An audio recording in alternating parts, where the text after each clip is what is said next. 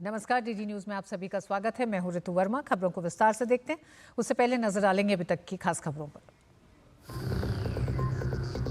प्रधानमंत्री नरेंद्र मोदी का दिल्ली में भाजपा बूथ कार्यकर्ताओं को जीत का मंत्र। कहा, आप वालों की आपदा ने दिल्ली के लोगों के साथ किया विश्वासघात। विकसित भारत की विकसित राजधानी बनाने के लिए दिल्ली को उनसे कराना होगा मुक्त।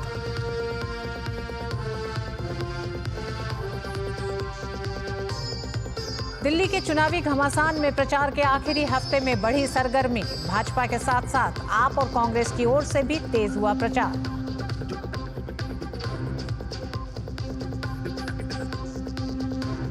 महाकुंभ की धरती पर योगी कैबिनेट की बैठक, कई अहम फैसलों पर लगी मुहर। सीएम योगी ने कहा, महाकुंभ क्षेत्र को विस्तार देते हुए लखनऊ स्टेट कैपिटल रीजन के तर्ज पर प्रयागराज, चित्रकूट और वाराणसी विंध डेवलपमेंट रीजन होगा निर्माण।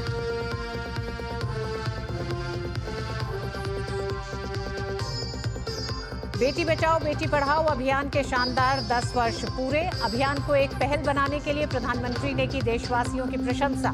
लोगों से बेटियों के अधिकारों की लगातार रक्षा करने का किया आह्वान।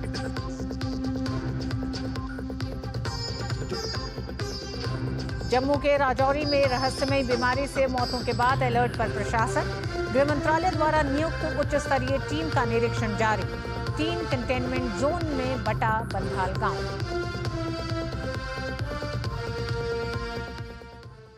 दिल्ली विधानसभा चुनाव को लेकर कांग्रेस से लेकर भाजपा और आम आदमी पार्टी एड़ी चोटी का जोर लगा रही है। तीनों ही पार्टियां ताबड़तोड़ प्रचार करके जनता को अपने पक्ष में करने का प्रयास कर रही हैं। कांग्रेस नेता संदीप दीक्षित आज भी डोर टू डोर अभियान करेंगे। सुबह सबसे पहले ईस्ट किदवई नगर जाएंगे, उसके बाद आर के आश्रम लेन में जनता के घर घर जाकर वोट देने की अपील करेंगे। इसके अलावा आम आदमी पार्टी और भाजपा के नेता भी प्रचार करेंगे। दिल्ली विधानसभा चुनाव के लिए मतदान अगले महीने की 5 तारीख को होगा और गिनती 8 फरवरी को होगी।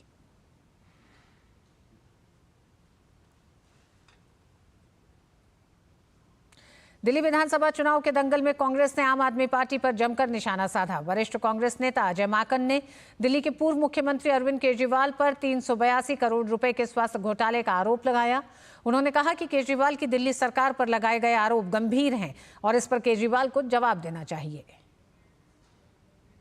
इस वक्त 14 सीएजी की रिपोर्ट्स, 14, एक नहीं, 2 नहीं, 14 सीएजी की रिपोर्ट, इतनी भयानक रिपोर्ट है एक से एक, जिसमें भ्रष्टाचार के गंभीर आरोप केजरीवाल सरकार के ऊपर लगाए गए। ये भ्रष्टाचार के से भरे हुए पन्ने, जिसको एक ऐसे ही एक पन्ने को 14 में से एक, जो कि हेल्थ के मुतालिक है, जिसके अंदर मैंने ये देखा और पाया 382 करोड़ रुपए का घोटाला केजरीवाल के ऊपर सीधे सीधे इसके अंदर है।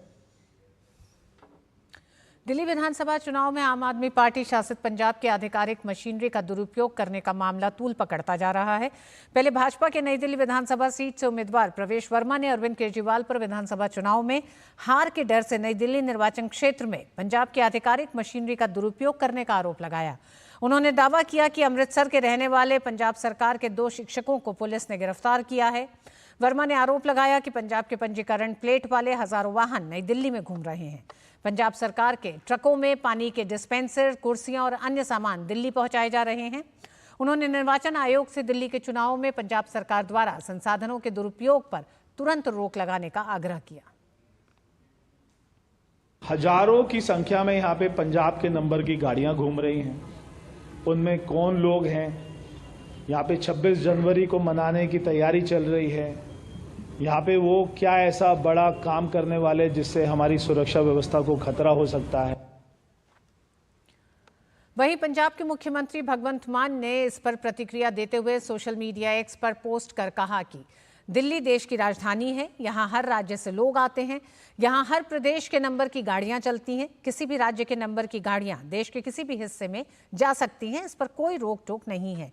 बीजेपी का ये बयान सुनिए, ये बेहद खतरनाक, चिंताजनक और पंजाबियों के लिए अपमानजनक है।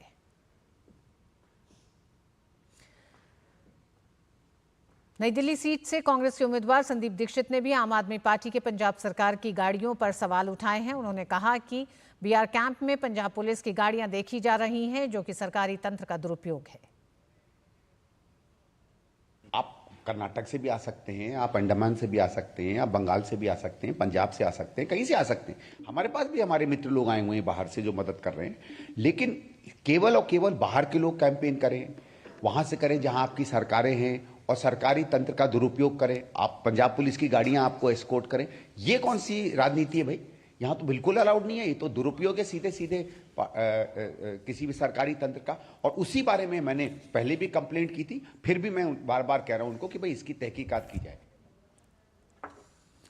दिल्ली विधानसभा चुनाव के मद्देनजर पुलिस समेत तमाम प्रवर्तन एजेंसियां पूरी तरह से चाक चौबंद हैं। मंगलवार को चेकिंग के दौरान दिल्ली के संगम विहार इलाके में, आइए सीधे आपको लिए चलते हैं प्रयागराज के त्रिवेणी संगम पर।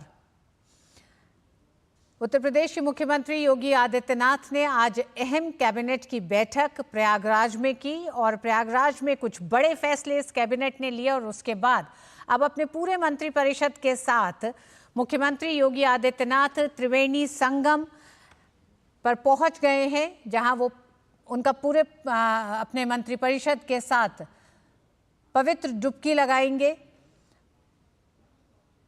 ये दृश्य आप इस समय संगम नोस से देख रहे हैं।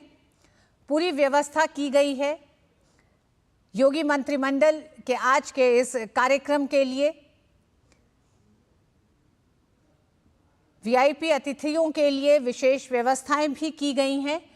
और ये आप देख रहे हैं, लगातार हम देख रहे हैं 13 जनवरी के बाद से योगी महाकुंभ में अभी तक 9 करोड़ का आंकड़ा पार हो चुका है। 9 करोड़ से ज्यादा श्रद्धालु प्रयागराज पहुंच चुके हैं। रामेंद्र हमारे साथ मौजूद हैं। रामेंद्र, चाहेंगे कि इन दृश्यों को आप अपने शब्दों में दर्शकों के सामने रखें। और देश की जनता ने लंबा इंतजार किया है। योगी आदित्यनाथ के उत्तर प्रदेश में सत्तासीन होने के बाद इस तरीके के दृश्य दिखे हैं, जब गंगा, यमुना, राम और काशी, मथुरा की बात हो रही है। अन्यथा इन पर राजनीतिक लोग बात करने से कतराते थे। प्रधानमंत्री नरेंद्र मोदी के आने के बाद तीसरे उत्तर प्रदेश में सत्तासीन हुई भारतीय जनता पार्टी, उसके बाद इस तरीके के दृश्य देखने को मिले हैं। तो जाहिर है कि दुनिया भी अलौकिक करने वाले दृश्य हैं। तो उत्तर प्रदेश के लोगों को मानते हैं, जानते हैं, उनके लिए भी बड़े अलौकिक दृश्य हैं। कभी किसी ने सोचा नहीं था कि ऐसी भी परिस्थिति आएंगी कि ये इस तरीके के दृश्य उनको देखने को मिलेंगे। जब राम मंदिर निर्माण के लिए तमाम बाधाएं थी, जब राम भक्तों पर गोलियां चल रही थी, एक वो दृश्य थे। एक ये दृश्य है कि माँ गंगा के अलौकिक त्रिवेणी में जाकर के पूरी सरकार डुबकी लगा रही है और अध्यात्म के साथ जुड़ी हुई है। तो ये बड़े अलग क्षण है। जो सनातन संस्कृति को जानते हैं, सनातन भारत की संस्कृति को जानते हैं, वो जानते हैं कि धर्म के साथ अगर राजनीति चलती है तो पूरी दुनिया का लाभ होता है, कोई एक व्यक्ति का लाभ नहीं होता, कोई एक परिवार का लाभ नहीं होता। ये बड़े अलौकिक क्षण है ऋतु। अगर उस तरीके से देखिए कि एक तरफ घाट के किनारे आप देखिए केवल सर ही सर दिख रहे हैं, दूसरे घाटों पर लोग स्नानशील रहे हैं, एक तरफ सरकार स्नान के लिए आई है। तो सरकार और जनता का जो समन्वय अध्यात्म के रूप में हो रहा, ये घटना बड़ी है। इसको दुनिया इतिहास में किस तरह देखेगी नहीं जानते हैं, लेकिन आज की जो परिस्थितियां वो अलौकिक करने वाली हैं। और सनातन संस्कृति का जो मूल है वही राष्ट्रीय एकता का मूल है। तो अगर सनातन एक साथ आ रहा है तो राष्ट्रीय एकता भी एक साथ खड़ी है। ये जो दृश्य है ये दुनिया को अभिभूत करेंगे, भारत के सनातन धर्मियों को तो अभिभूत करेंगे ही। रामेंद्र, हम जानते हैं कि त्रिवेणी संगम तक न सिर्फ भारतीयों और श्रद्धालुओं को एक तरह से आकर्षण खींच के लेकर पहुंचा है, लेकिन हम देख रहे हैं कि देश विदेश से भी लोग पहुंच रहे हैं। ऐसे में योगी आदित्यनाथ जब त्रिवेणी संगम पर अपना कैबिनेट करते हैं, उस कैबिनेट में कुछ बड़े फैसले लिए जाते हैं और उसके बाद अब ये सफर संगम नोस तक का है, जहां हम देख रहे हैं मुख्यमंत्री योगी आदित्यनाथ, उप मुख्यमंत्री केशव प्रसाद मौर्य और उप मुख्यमंत्री ब्रजेश पाठक सहित पूरा मंत्रिपरिषद योगी आदित्यनाथ के साथ अब संगम नोस तक जा रहा है और वहां फिर ये स्नान करेंगे, डुबकी लगाएंगे। ऐसे में रामेंद्र, आज की कैबिनेट में कुछ बड़े फैसले लिए गए जो उत्तर प्रदेश के पूरे विकास, इंफ्रास्ट्रक्चर और साथ ही साथ आने वाले समय में युवाओं के रोजगार को लेकर केंद्रित बिल्कुल। हैं। ऐसे में हम जी ऋतु देखिए तो फूलों के निर्माण की बात है कि कैसे कैसे बनी रहे, एक्टिविटी बने रहे और यहीं से बटवृक्ष है वहाँ को उन्होंने जो दूध निकलता फलों में लगता है, यही पूरे राशि के रूप से निकले। तो भगवान अभी जी जब प्रस्थांतरित कर रहे थे तो उन्होंने कहा भाई हमारे जो निशान है वो मुख्यमंत्री बात कर रहे थे आस्ट्रेलिया जी कहाँ है, तो सबको जोड़ती है संस्कृति, ये तोड़ने की बात नहीं करती, सबको जोड़ती है। एक एक व्यक्ति को तो कहाँ निषाद राज है, कहाँ पटेल साहब है, कहाँ दूसरे लोग हैं, कहाँ राजभर है। तो इस तरीके से सबको जोड़ने वाली संस्कृति है। ये जो इंफ्रास्ट्रक्चर डेवलप होगा ये कनेक्ट करेगा सबको, ये प्रयागराज को कनेक्ट करेगा, मिर्जापुर को कनेक्ट करेगा, बनारस को कनेक्ट करेगा, बुंदेलखंड को कनेक्ट करेगा। तो पूरी संस्कृति पूरे एक साथ लिंक होगी जो आज यहाँ दिख रहा है। तो इंफ्रास्ट्रक्चर में भी बड़ा लाभ होगा।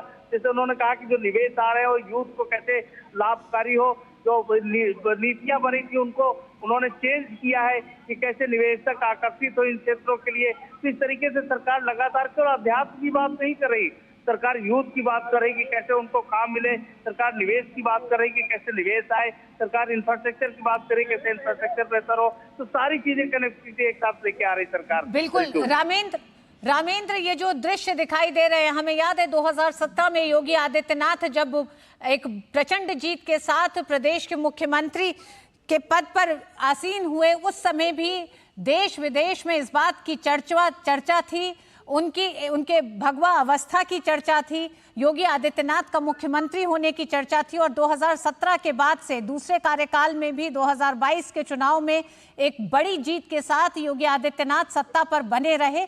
ये बताता है कि किस तरह से देश में एक बड़ी सोच, एक बड़ा बदलाव हुआ है, जो कि उत्तर प्रदेश देश का सबसे बड़ा सूबा है।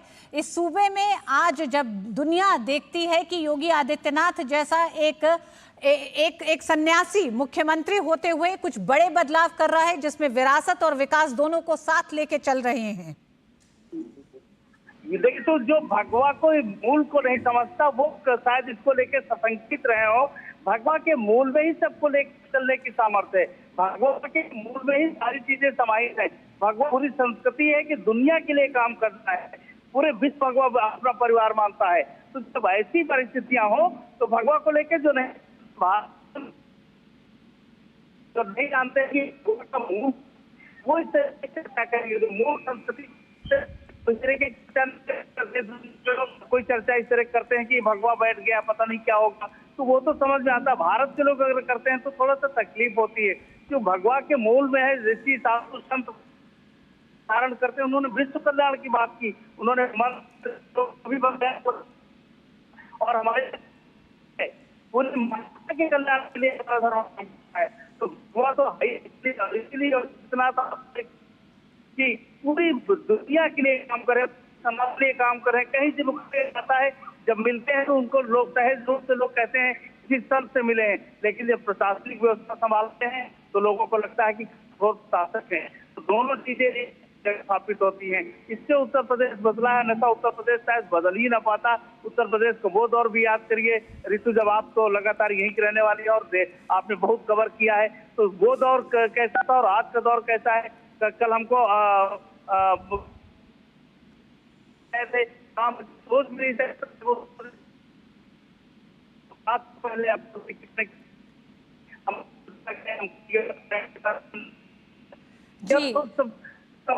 बिल्कुल रामेंद्र, हम जानते हैं 2017 में मुख्यमंत्री बनने के बाद अश्वनी हमारे साथ जुड़ गए हैं। अश्वनी, 2017 में मुख्यमंत्री बनने के बाद योगी आदित्यनाथ ने 2019 के अर्ध कुंभ में जिस तरह के एक बड़े परिवर्तन प्रयागराज में देखे गए थे, उसके बाद 2025 में महाकुंभ में एक तरह से एक एक बड़े परिदृश्य के साथ महाकुंभ दिखाई देता है, बड़ी व्यवस्थाओं के साथ दिखाई देता है महाकुंभ। ऐसे में 2019 में भी योगी आदित्यनाथ पहुंचे थे प्रयागराज और उन्होंने श्रद्धा की डुबकी लगाई थी, लेकिन इस बार अपने पूरे मंत्रिपरिषद के साथ यानी कि 54 मंत्रियों के साथ एक साथ पहुंचे हैं प्रयागराज। क्या बड़े संदेश योगी आदित्यनाथ आज दे रहे हैं? निश्चित तौर से जो दृश्य आप देख रहे हैं, आप सारी दुनिया को दिखा रहे हैं, देश को दिखा रहे हैं, तो पूरा का पूरा मंत्रिमंडल इस समय पहुंच रहा है संगम नोस की तरफ। 54 मंत्री और अगुवाई कर रहे हैं उत्तर प्रदेश के मुख्यमंत्री योगी आदित्यनाथ।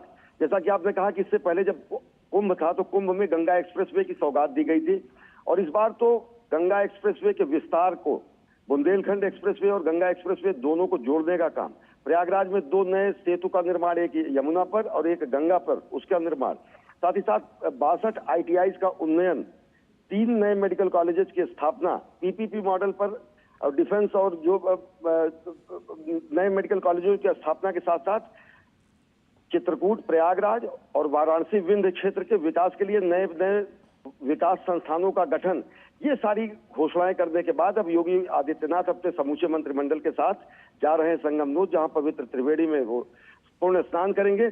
यानी कि जो हमारे यहाँ परंपरा है, धर्म कर्म को अपने कर्तव्य परायण स्वरूप में अपने कर्म को प्राथमिकता देते हुए सबसे मंत्रिमंडल ने सबसे पहले त्रिवेणी संकुल में यहाँ पर अपने कार्य को संपादित किया, अपने निर्णयों को स्थापित किया, और अब धर्म कार्य के लिए, समाज कार्य के लिए, जो सामाजिक मर्यादा है उसके निर्वहन के लिए, जो सनातन की परंपरा है उसके निर्वहन के लिए समूचा का समूचा मंत्रिमंडल इस समय जा रहा है संगम नोस की तरफ। आप सीधी तस्वीरें देख रहे हैं दूरदर्शन के माध्यम से, और सबसे अद्भुत और विलक्षण बात यह है कि पूरा मंत्रिमंडल है, सभी राजनीतिक दल हैं, सभी सहयोगी दल हैं जो सरकार में शामिल हैं, और ये दूसरा ऐसा वाकया है जब पवित्र स्नान करने के लिए लोग महाकुंभ में जा रहे हैं। इससे पहले कुंभ में पूरा का पूरा मंत्रिमंडल गया था, और जिस तरीके से पुरुषार्थ की यहाँ पे बात कही जाती है, धर्म अर्थ चारों पुरुषार्थों की यहाँ पर सिद्धि होती है, तो अब आप ये देख रहे हैं कि किस तरीके से एक पुरुषार्थी स्वरूप में पूरा का पूरा मंत्रिमंडल अपने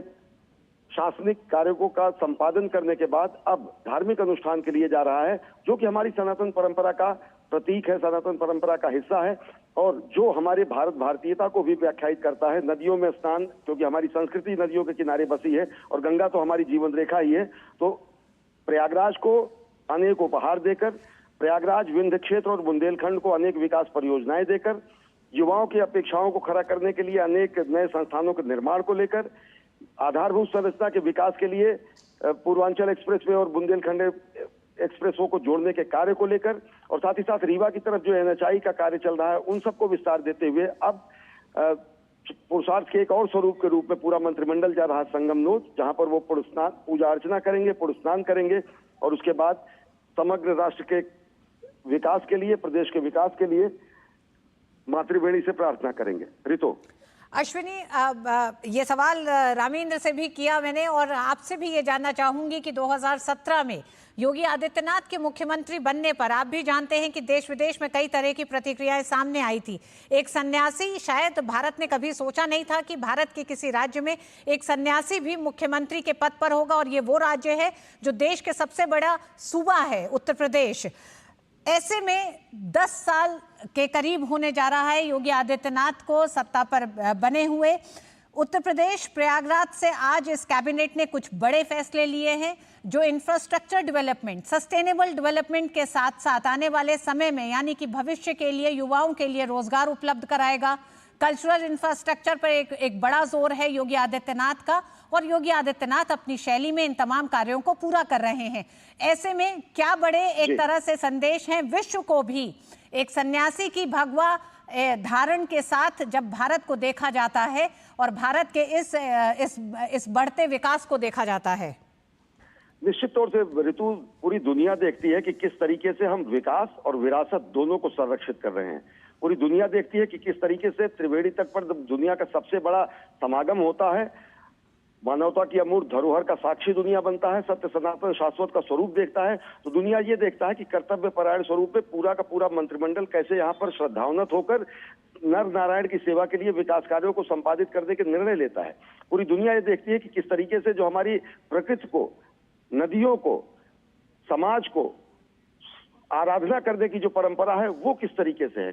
दुनिया देखती है कि किस तरीके से हमारे सामाजिक समरसता का महायज्ञ जो चल रहा है, जहां पर सभी देश ही नहीं पूरी दुनिया के हिस्से के लोग आते हैं, सभी संस्कृतियों के लोग आते हैं, वेशभूषा भाषा के लोग आते हैं, सब आकर वहां पर जी संगम करते हैं और सब अश्विनी, मिल बहुत जाते बहुत हैं। धन्यवाद इस लंबी विस्तार से चर्चा के लिए। और लगातार हम आपको बता रहे हैं प्रयागराज के तट पर इस समय योगी आदित्यनाथ अपनी कैबिनेट के साथ श्रद्धा की डुबकी ले रहे हैं। साथ ही आइए आपको सीधे लिए चलते हैं दिल्ली में इस समय कैबिनेट की ब्रीफिंग हो रही है। नववर्ष की 2025 की शुभकामनाएं। आज दो महत्वपूर्ण निर्णय कैबिनेट में लिए गए। एक तो जूट के एमएसपी के संबंध में प्रधानमंत्री नरेंद्र मोदी जी की सरकार लगातार जितने हमारे किसानों के प्रोडक्ट्स हैं, महत्वपूर्ण आइटम्स के ऊपर मिनिमम सपोर्ट प्राइस सीएससीपी द्वारा जो रिकमेंडेशन आती है उसके हिसाब से बढ़ाते रही है।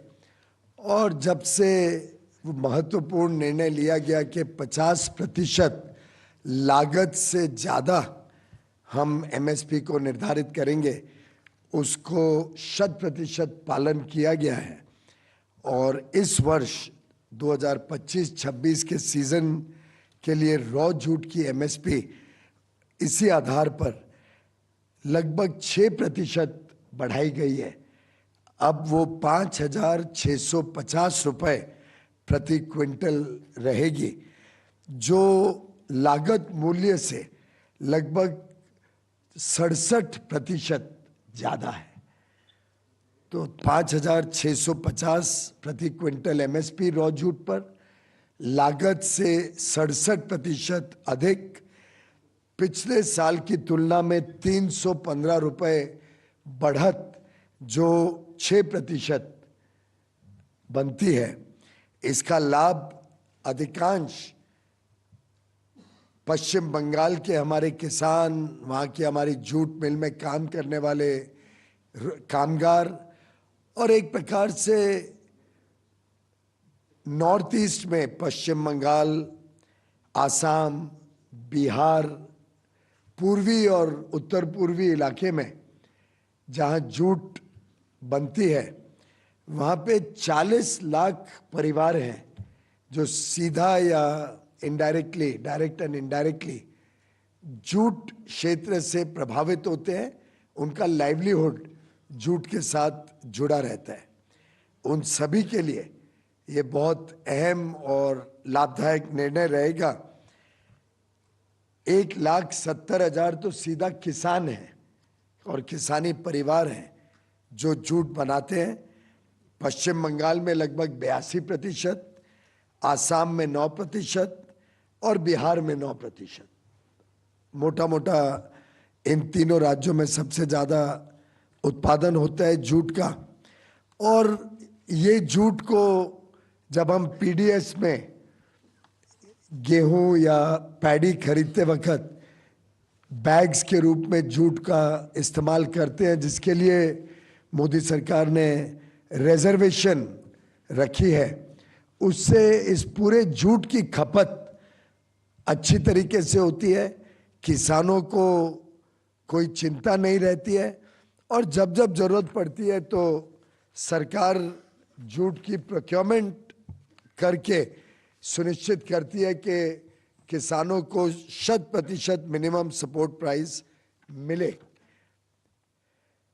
इसका एक बड़ा प्रभाव एक्सपोर्ट पर भी होता है, क्योंकि कई सारे आजकल जूट के प्रोडक्ट्स जिसको पर्यावरण के हिसाब से अच्छा माना जाता है, बायोडिग्रेडेबल है, उसमें भी हमारे जूट के प्रोडक्ट्स निर्यात का सिलसिला लगातार बढ़ता जा रहा है, चलता जा रहा है और उसमें भी सरकार पूरी तरीके से सहयोग करती है। दूसरा जो अहम फैसला आज लिया गया वो था नेशनल हेल्थ मिशन को आगे भी चालू रखने का। 5 साल के लिए नेशनल हेल्थ मिशन को आगे कंटिन्यू करने का आज अहम फैसला कैबिनेट ने लिया है। नेशनल हेल्थ मिशन के द्वारा जिस प्रकार के ऐतिहासिक टारगेट्स को मीट करने का काम गत 10 वर्षों में माननीय प्रधानमंत्री जी के नेतृत्व में हुआ है, उसके कुछ अहम बिंदु मैं आपके साथ साझा करना चाहूँगा। लगभग 12 लाख हेल्थ केयर के वर्कर्स 2021 से 22 के बीच में नेशनल हेल्थ मिशन के साथ जुड़े और इसी मिशन के तहत कोविड की बड़ी लड़ाई में भारत में एक विश्व स्तर पे जिसको माना गया है एक अहम लड़ाई लड़ी गई। 220 करोड़ से अधिक कोविड वैक्सीन के डोजेस और पूरी के पूरे डिजिटल कनेक्टिविटी के साथ, डिजिटल लॉगिन के साथ 220 करोड़ से अधिक कोविड-19 के वैक्सीन डोजेस देश भर में दिए गए, देश के कोने कोने में दिए गए, चाहे घने जंगल हो, चाहे ऊंचे पहाड़ की चोटी हो, हर एक व्यक्ति को कोविड वैक्सीन कैसे पहुंचाना, ये माननीय प्रधानमंत्री जी की एक बहुत बड़ी देश के प्रति संवेदनशीलता की पहचान बनी और देशवासियों को सुरक्षित रखने का एक सुरक्षा कवच बना। कई सारे मापदंड हैं जिसमें भारत ने ऐतिहासिक सुधार देखा है। मैटरनिटी की जो मोर्टेलिटी रेट है वो भी लगभग 83% से घटी है गत 3 दशकों में, जबकि ग्लोबल एवरेज अगर देखें तो मात्र 45% है। यानी इस प्रकार का बड़ा छलांग हमने मैटरनल मोर्टेलिटी रेट में देखा। और गत वर्षों का भी अगर हम देखें तो कहाँ जहाँ 130 लाख लाइव बर्थ्स 2014 से 16 के बीच रहते थे, वहाँ पे 97 लाख लाइव बर्थ्स 2018 से 20 के दौरान देखने को मिले। इसी प्रकार से इन्फेंट मोर्टेलिटी रेट में भी जहाँ 39 पर 1000 था, 1000 जो बच्चे पैदा होते हैं उसमें 39 2014 में था, वो घटकर 28 हो गया पर 1000 लाइव बर्थ्स 2020 के दौरान। दोनों ये आंकड़ों के साथ एक तीसरा आंकड़ा जुड़ा हुआ है, 5 वर्ष से कम उम्र के जो बच्चे हैं उनकी mortality rate, under 5 mortality rate, उसमें भी 45 रहा करता था 2014 में, वो घटकर 32 हो गया 2020 में पर 1000 लाइव बर्थ। ये भी अगर हम देखें तो लगभग 75% घटा है।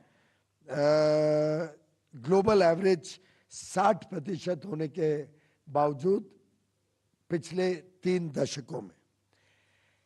एक आंकड़ा जो मैं आपके साथ साझा करना चाहूँगा, टोटल फर्टिलिटी रेट, ये भी भारत में जो 2015 में 2.3 था वो अब घट के 2020 में 2 हो गया है और ये भी लगातार कम होने के सिलसिला इसका भी लगातार चालू है।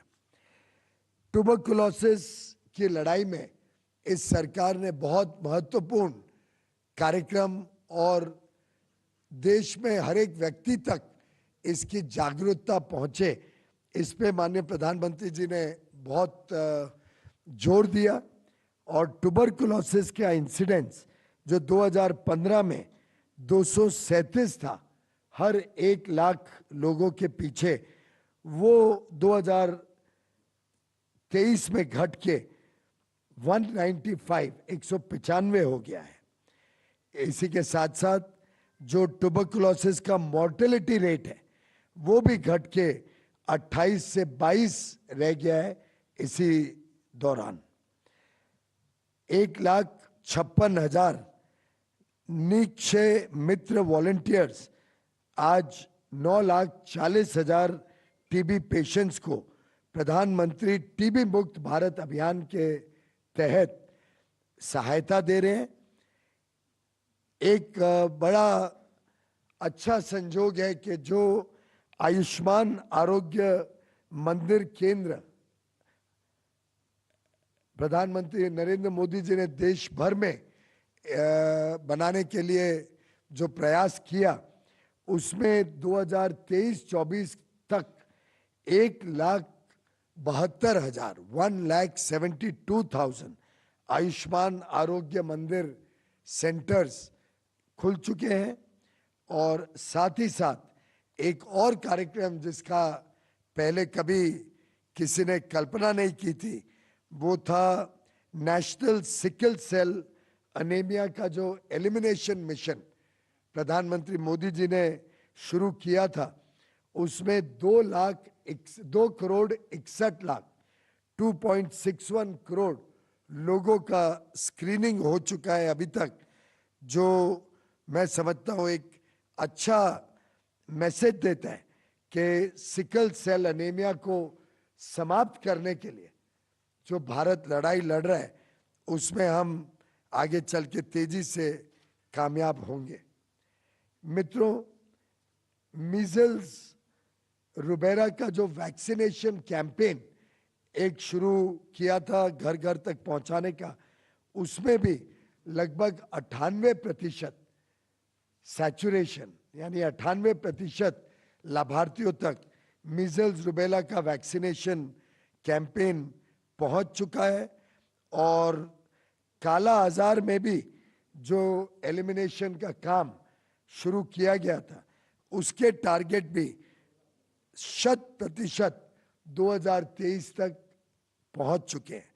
काला आजार में लगातार जो काला आजार एंडेमिक ब्लॉक्स हैं, उसका एलिमिनेशन के लिए हमने प्रयत्न किया और जो काला आजार के केस हर 10,000 लोगों के पीछे 74% देखे जाते थे, 74% एलिमिनेट किए गए थे 2014 तक, वो अब लगभग 100% एलिमिनेशन 2023 तक करने का काम इस सरकार ने किया है। इसी प्रकार से यूएन पायलट जो लॉन्च किया गया था वैक्सीनेशन के काम को ट्रैक करने के लिए, अब वो देश भर में पहुंच चुका है। और प्रधानमंत्री नेशनल डायलिसिस प्रोग्राम, जिसके तहत जिन लोगों को डायलिसिस की सख्त आवश्यकता रहती है, वो प्रोग्राम भी लगभग 4.5 लाख डायलिसिस पेशेंट्स को लाभ पिछले वर्ष में देने का काम कर रहा है। मैं समझता हूं जो रोजमर्रा की समस्याएं भारत को नेशनल हेल्थ के यार्डस्टिक्स में पीछे रखती थी, उन सभी के ऊपर माननीय प्रधानमंत्री नरेंद्र मोदी जी के नेतृत्व में लगातार बहुत बढ़त हुई है, लगातार सफलता मिली है। और आगे चल के अगले 5 वर्ष के लिए इस नेशनल हेल्थ मिशन को आगे भी बढ़ाने का जो आज अहम निर्णय लिया गया है, उससे आगे चल के हमारा जो 100% यूनिवर्सल हेल्थ केयर का लक्ष्य है, उसके प्रति भारत अग्रसर है, तेजी से बढ़त कर रहा है। बहुत बहुत धन्यवाद। Thank you sir. Now floor is open for question. अपना नाम और संस्थान का परिचय जरूर दीजिए। ठीक, कृष्ण मोहन शर्मा जी,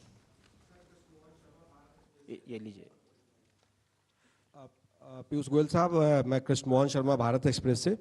आपने जो नेशनल हेल्थ मिशन है, इसके बारे में एक बात बहुत अच्छे से की जाती है कि this scheme is good but monitoring is not tight, क्योंकि बहुत सारी जगहों पे जो आप वैक्सीन यहाँ से भेजते हैं वो एक्सपायर हो जाता है, बट जो लास्ट एंड कंज्यूमर है वहाँ तक वो ठीक से नहीं पहुँचता, और अगर पहुँचता है तो वो किसी भी तरीके से गलत तरीके से पहुँच रहा है।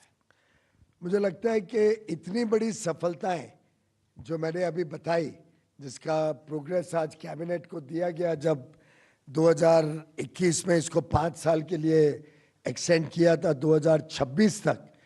इस 5 साल के एक्सटेंशन का आज जो कैबिनेट में रखा गया कि क्या क्या उपलब्धियां हुई हैं और क्या की आउटकम्स और प्रोग्रेस हुआ है, वो जब आज कैबिनेट को बताया गया तो स्पष्ट रूप से दर्शाता है कि ये 5 साल का एक्सटेंशन 21 से 26 में जो टारगेट्स रखे गए थे वो ऑन ट्रैक हैं और 2024 तक के जो आउटकम्स हैं वो दर्शाते हैं कि आगे आने वाले 2 वर्ष में भी जो अभी बैलेंस रेसिडुअल पीरियड है इस नेशनल हेल्थ मिशन के 5 साल के एक्सटेंशन का, उसमें भी हम तेजी से काम आगे भी करते रहेंगे।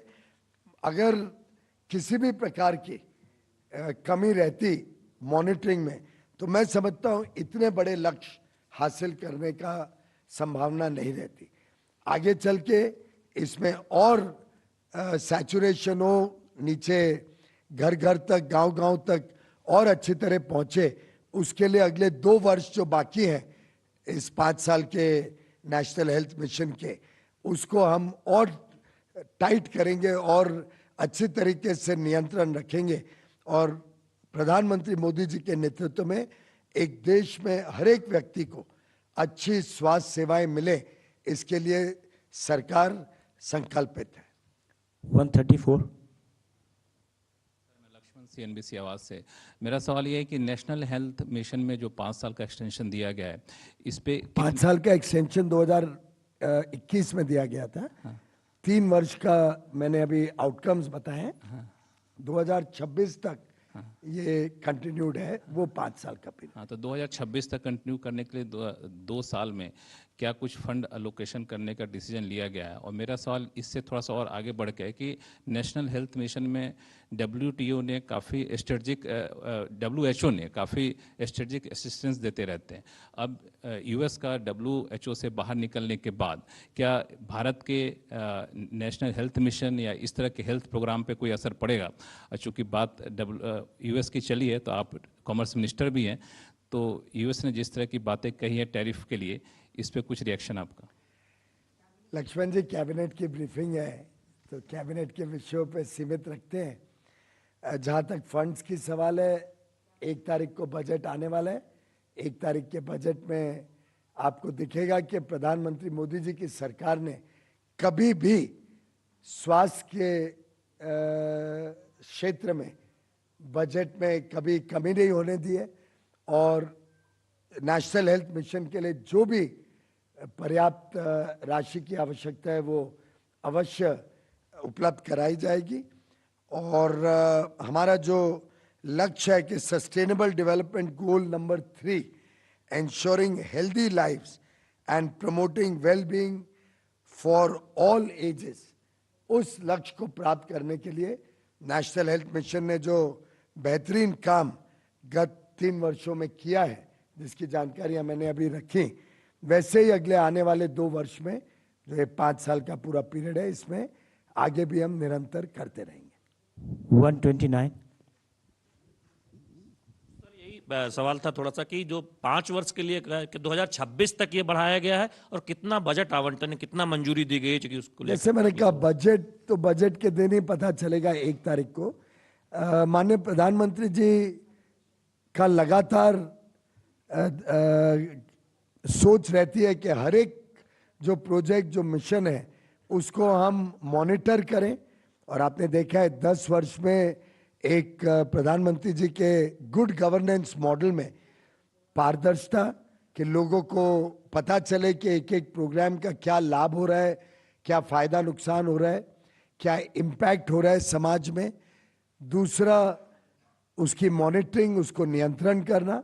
और तीसरा, लोगों को जवाबदेही बनाना कि कैसे कार्यक्रम का जिम्मेदारी किस किस के ऊपर कैसे रहती है। उसी सिलसिले में, उसी क्रम में आज 3 वर्ष का प्रोग्रेस नेशनल हेल्थ मिशन का कैबिनेट के समक्ष रखा गया और उससे कैबिनेट में चर्चा से हुआ कि आगे आने वाले 2 वर्ष में इसको और अहम भूमिका और इसको आगे बल दिया जाए। 122 लेफ्ट साइड। अपना परिचय दें। From Mint. My question was on jute. Basically, though jute products have a very good potential for exports, Can you hold the mic closer to your mouth? It is Mic is on, just close it. So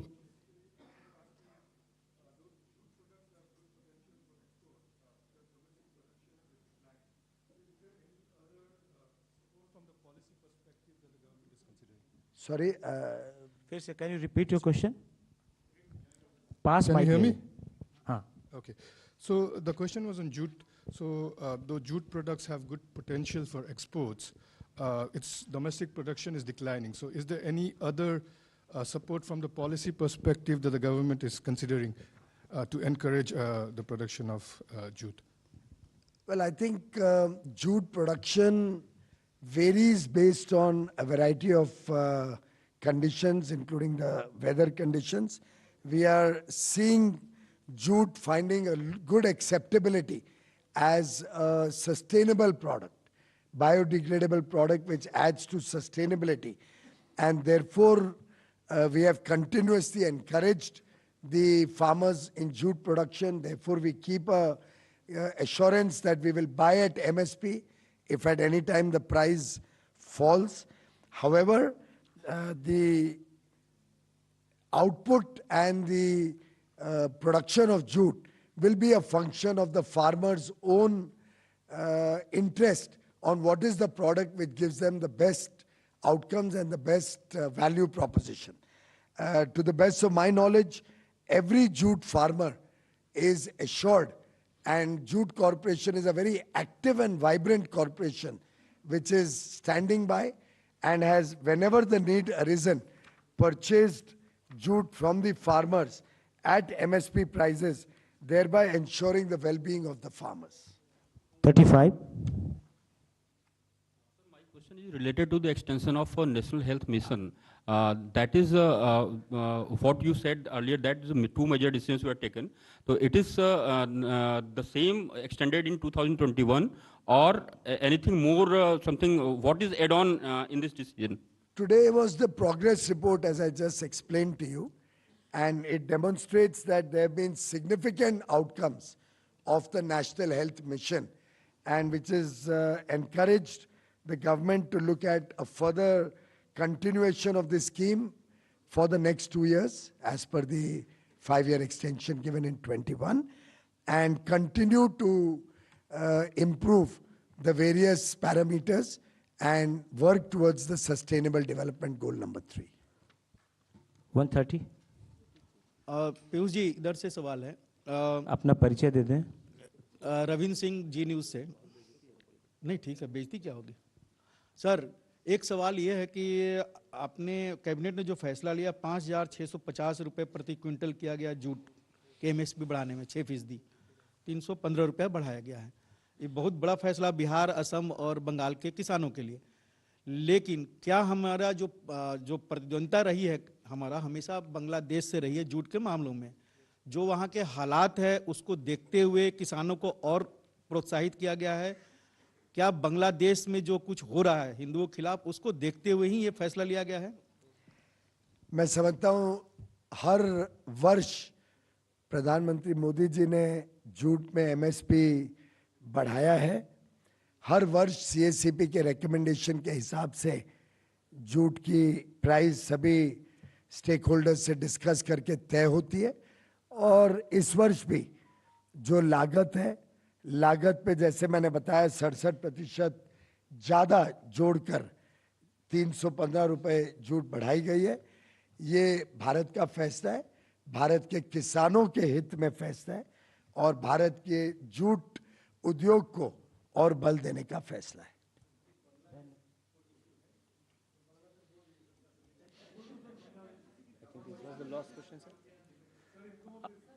I think this is the last question. Nobody else is there. Thank you very much. Thank you.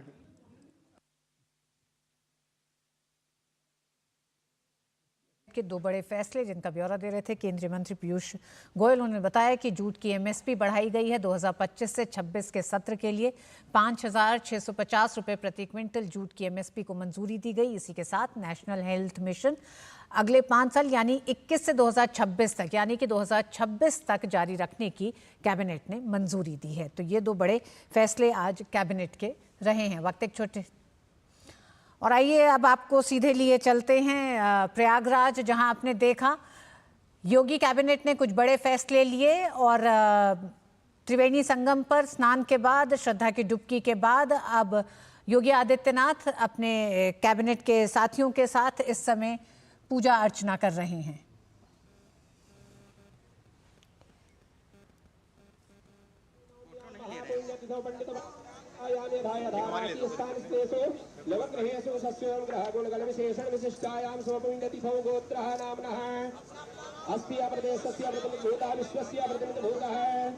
सकल शास्त्र श्रुति स्मृति पुराणोक्त वेदोक्त फल प्राप्त्यर्थं प्रचलित है दिव्य भव्य महाकुंभ निर्विघ्नता पूर्वक सिद्ध्यर्थं गंगा पूजनादिकं च अहं करिष्ये शुभं भवति जाग्रतो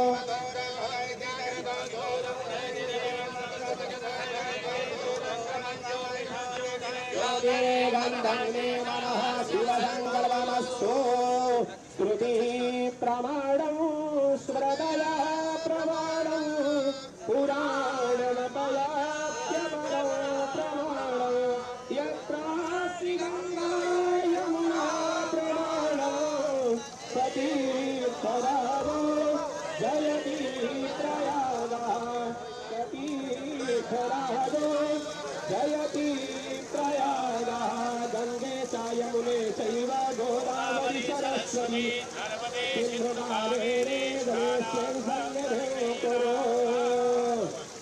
सरस्वती मधुरन्ति सुग्रोधसः सरस्वती दिगन्तधा स्फोरे भव सर्वाभियोन्नासाग्रभेरघा पुरुषः साग्रप्तः साग्रपादा च भूमिकुं यदि सर्वधायोलम्मा बुरुषः वेदगोधरञ्जन भूरञ्जतवाभ्यम्मा उदामृतद्रशेषानो जरन्येन हरि हेदाव्यानित्यमहिमादो ध्यायाश्च भूरुगः पादोस्पर्शवा भूरानिर्विवाद्यत्रिदन्दिवि भूर्धौदय पुरुषः पादोसेह भवपुरः नवोदिगवन्धरामस्तासमानसने हरितदुद्धिराजयायत विराजो रुहाधरादो हरिहरिचरवस्ताभूमिमधो पुरः विश्वासन्यासद्बहुरः संहृतं विदराज्यम्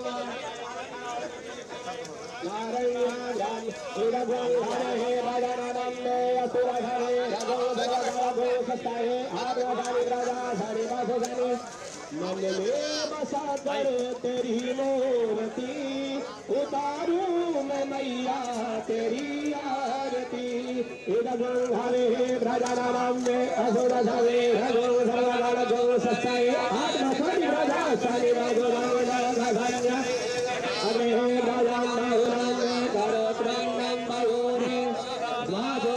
कर्पूर गौरम करुणावतारम संसार सारम भुजगेन्द्रहारम सदा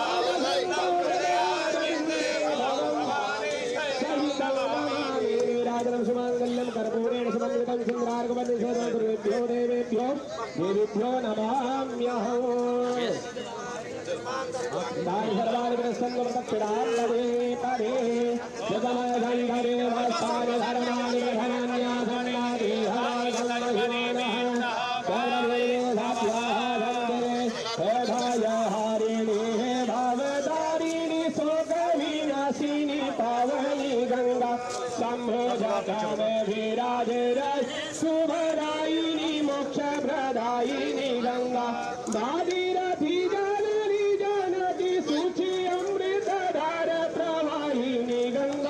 कष्ट हरो दुख दूर करो शुभदायिनी वन्दे वासानि धर्माणि प्रथमान्यासन्नादे हरावं महिमानः सुगन्धे पूर्वेशाभ्या सन्ति देवा प्रभुदाराधेन्धा चतुर्भुजानि देवे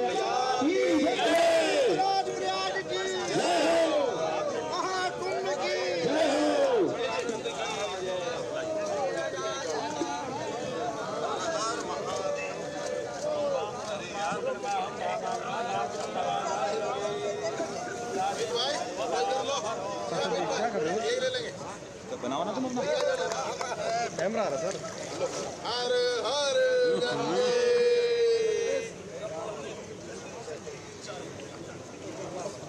भव्य दिव्य महाकुंभ में आपने देखा मुख्यमंत्री आदित्यनाथ ने संगम पर पवित्र स्नान किया, पूरी कैबिनेट ने श्रद्धा की डुबकी लगाई और कुछ बड़े फैसले लिए। साथ ही साथ अब से थोड़ी ही देर पहले आप देख रहे हैं इन दृश्यों को, संगम तट पर, त्रिवेणी तट पर पूजा अर्चना की और मां गंगा का आशीर्वाद लिया। इसी के साथ रामेंद्र हमारे साथ जुड़ गए हैं। रामेंद्र, ये दृश्य हालांकि हमने देखा 2019 में भी मुख्यमंत्री योगी आदित्यनाथ कुंभ पहुंचे थे, लेकिन इस बार महाकुंभ जब वो पहुंचे हैं तो अपने साथ अपने 54 मंत्रियों को साथ लेकर पहुंचे।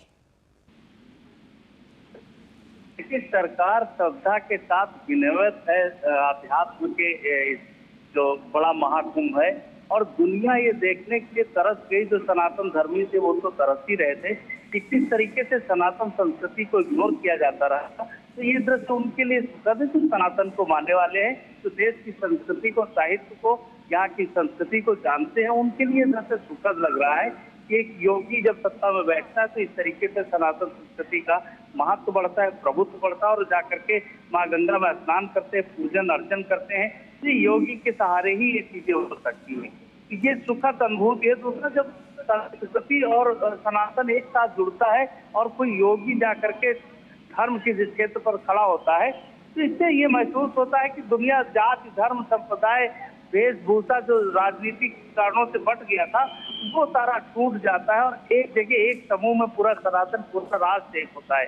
तो योगी की जो पूजा अर्चना है, जो यहाँ आकर के स्नान करना है पूरे कैबिनेट के साथ, ये दो बातें दर्शाता है। एक तो ये कि सनातन संस्कृति आज भी मजबूत है और राष्ट्र संस्कृति और सनातन संस्कृति एक साथ है। राष्ट्रीय एकता, सनातन की एकता एक साथ है। जो सनातन को मजबूत रखना चाहता है वो राष्ट्र को एक रखना चाहता है और राष्ट्र को मजबूत रखना चाहता है। ये यहाँ से परिलक्षित हो रहा है। दूसरा, ये ब्रांडिंग जो है, तो दुनिया जैसे कि सनातन क्या है, सनातन को नहीं समझ रहे थे। आज अमेरिका से आए हुए बहुत लोग हैं, लंदन से आए हुए बहुत लोग हैं, ऑस्ट्रेलिया से आए हुए बहुत लोग हैं। वो सनातन को ये देखने आए कि सनातन मूल क्या है।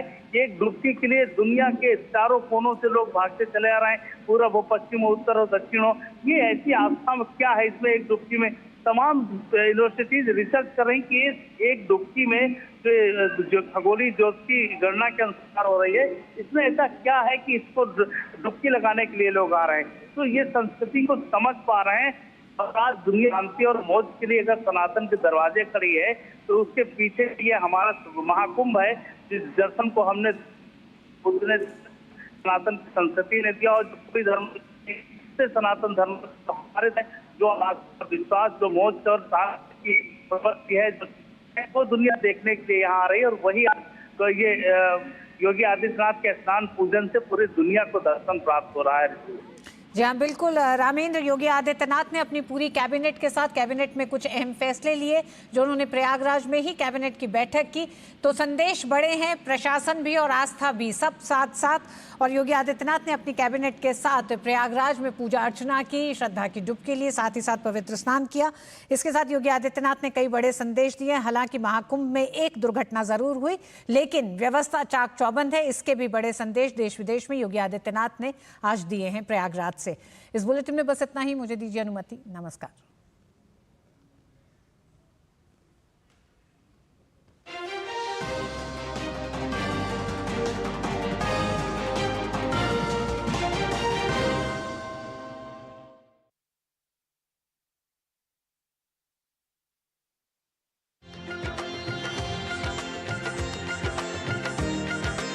भारत के ऐतिहासिक मानचित्र पर प्रयागराज एक ऐसा प्रकाश स्तंभ है जिसकी रोशनी कभी भी धूमिल नहीं हो सकती। ऐसा माना जाता है कि 4 वेदों की प्राप्ति के पश्चात ब्रह्मा ने यहीं पर यज्ञ किया था, इसलिए सृष्टि की प्रथम यज्ञ स्थली होने के कारण इसे प्रयाग कहा गया।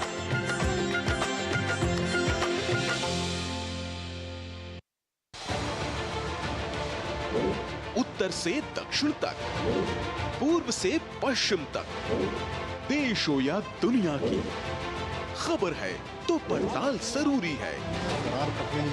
देखिए हमारे साथ मेरे पीछे भारत की सबसे एजेंडा भारत का है और किस तरह से एक नई इस वक्त डीडी न्यूज पर। एक जमाने से कहानी है सुना रही आकाशवाणी, फिर आया एंटरटेनमेंट का रेवोल्यूशन, जब कोने कोने पहुंचा दूरदर्शन। कहानी नहीं बदली, स्टाइल गया है बदल। जो कहानियां हम सुनते आए देखते आए, अब वही वैसी ही कहानी सुनाएगा digital. Download waves OTT app now and watch for free.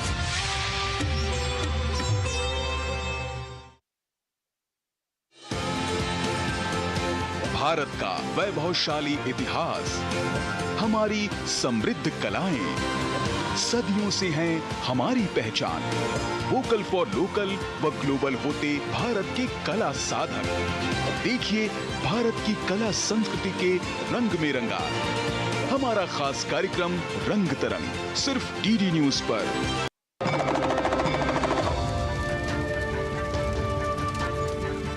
जिसका आदि है ना अंत है, वो आस्था अनंत है।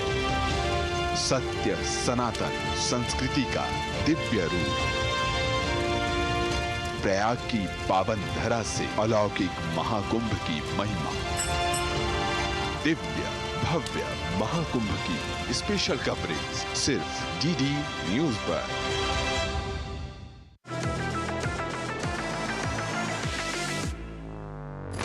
ये है डीडी न्यूज का साइबर अपराध के खिलाफ हल्ला बोल। Digital arrest, sextortion, financial frauds, cyber bullying, तमाम मुद्दों पर आपको जागरूक करते हुए आपको रख रहा है इन साइबर अपराधियों से एक कदम आगे। देखिए मेरे साथ साइबर अलर्ट हर शनिवार रात 9 बजे सिर्फ डीडी न्यूज पर।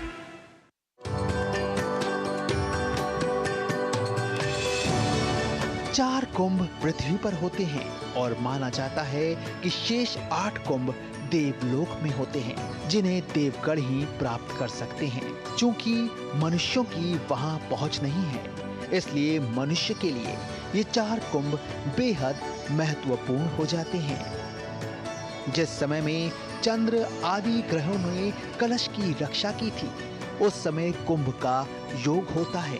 अर्थात जिस वर्ष जिस राशि पर सूर्य, चंद्रमा और बृहस्पति का संयोग होता है, उसी वर्ष उसी राशि के योग में जहां जहां अमृत बूंदें गिरी थी, वहां वहां कुंभ के पर्व का आयोजन होता है।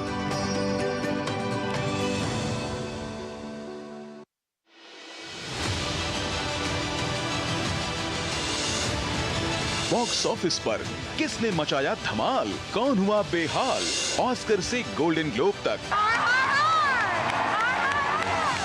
कान से इफ्फी तक, बॉक्स ऑफिस की सारी हलचल, सिने जगत की हर खबर। देखिए सिनेमा की दुनिया हर शनिवार सिर्फ डीडी न्यूज पर।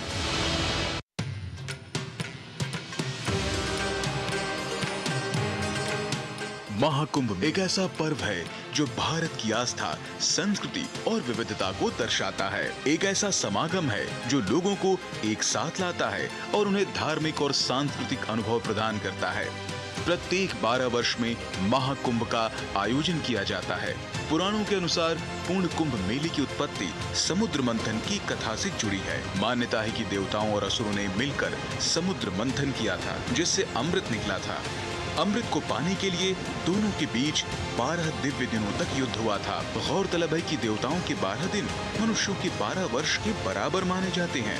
इसीलिए पूर्ण कुंभ का आयोजन भी प्रत्येक 12 वर्ष में ही होता है।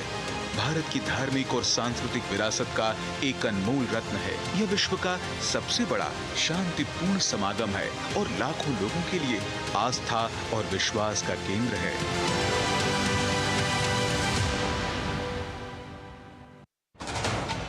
कश्मीर से कन्याकुमारी तक, कच्छ से कामाख्या तक, राज्यों की राजधानियों से प्रदेशों के कोने कोने तक, होगी हर राज्य के हर हिस्से की पूरी खबर। देखिए भारत एट 7 खबर राज्यों की डीडी न्यूज पर।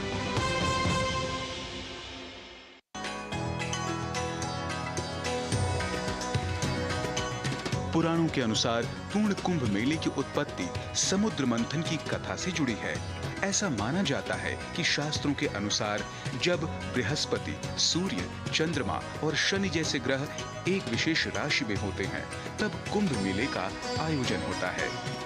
ऐसा माना जाता है कि इन ग्रहों का संयोग अमृत की बूंदों के गिरने के समय था। अगर खगोलीय कारण अनुसार देखा जाए, बृहस्पति एक राशि में लगभग 12 महीने रहता है और 12 राशियों का चक्कर लगाने में लगभग 12 वर्ष का समय लेता है। जब बृहस्पति उस राशि में वापस आता है जहां वह 12 वर्ष पहले था, तब महाकुंभ मेले का आयोजन होता है। इन ग्रहों की स्थिति भी कुंभ मेले के आयोजन में महत्वपूर्ण भूमिका निभाती है। संक्षेप में बताएं तो पूर्ण कुंभ मेले का 12 वर्ष का चक्र पौराणिक कथाओं, खगोलीय घटनाओं और धार्मिक मान्यताओं का एक अनूठा संगम है।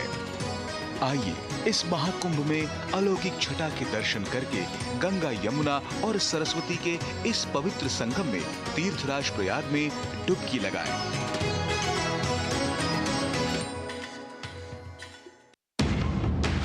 झूठ से भी खतरनाक होता है अधूरा सच, और वैसे ही खतरनाक होती है अधूरी खबर, क्योंकि हर खबर के साथ जुड़ा होता है उसका इतिहास, वर्तमान और भविष्य। देखिए हर बड़ी खबर जिसमें होगा तथ्य, तर्क और सबूत। देखिए पूरा सच प्रखर श्रीवास्तव के साथ सोमवार से शुक्रवार शाम 7:30 बजे सिर्फ डीडी न्यूज पर।